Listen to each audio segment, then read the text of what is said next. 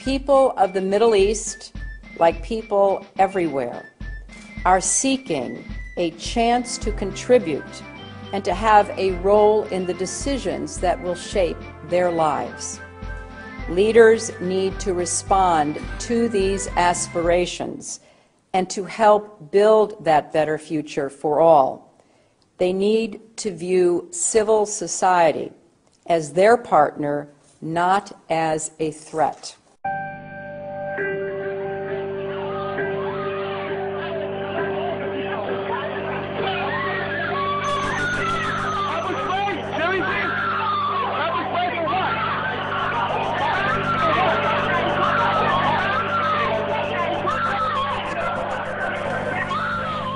I want to take this opportunity to update the American people about the situation in Libya. Last month, protesters took to the streets across the country to demand their universal rights and a government that is accountable to them and responsive to their aspirations. But they were met with an iron fist.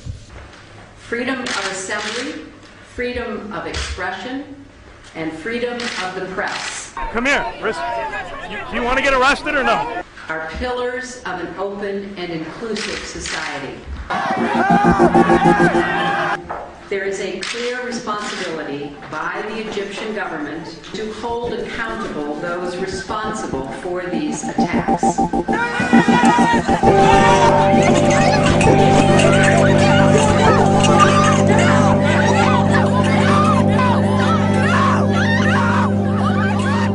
For months, the Iranian people have sought nothing more than to exercise their universal rights. We call upon the Iranian government to abide by the international obligations that it has to respect the rights of its own people.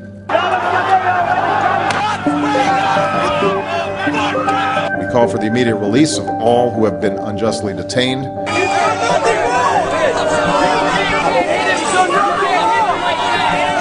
And I'm confident that history will be on the side of those who seek justice.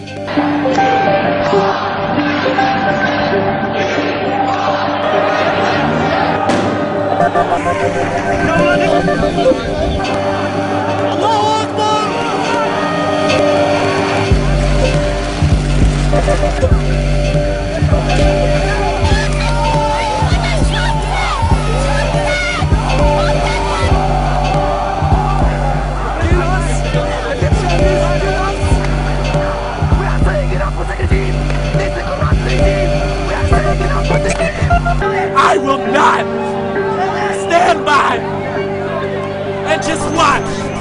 I will not do it. So take me to jail right now, because I will not. After all that my parents gave me, I can do one thing for them and tell them that I would rather die than be quiet and watch everything that they worked for go away. When all of God's children, black men and white men, Jews and Gentiles, Protestants and Catholics, will be able to join hands and sing in the words of the old Negro spiritual. I'm not moving. I'm not moving. And I'm not moving. I'm a law student at George Washington University, and I'm not moving. I will go to jail tonight because it's not right. We are against violence, and we would call to account the Iranian government that is once again using its security forces and resorting to violence to prevent the free expression of ideas from their own people.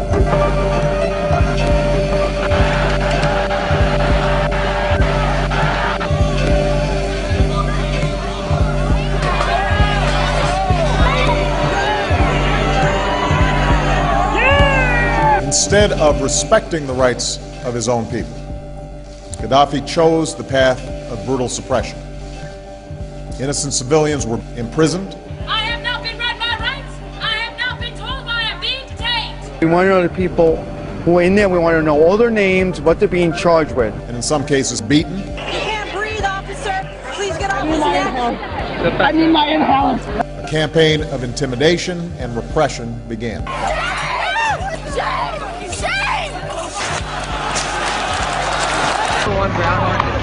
It is the responsibility of the government of Libya to respect the universal rights of their own people, including their right to free expression and assembly. What's his badge number? What is his badge number? Demonstrators have been beaten, attacked. It is absolutely clear that the Syrian government is running out of time. Each new depiction of the abuses of the police on the First Amendment, the more people will show up here in New York City, and the more waves of occupation will spread across this country. And you should be proud of that, police, because you are participating in our media publicity campaign. Thank you for attending. What is absolutely clear is that we are witnessing history unfold. It's a moment of transformation that's taking place because the people of Egypt are calling for change.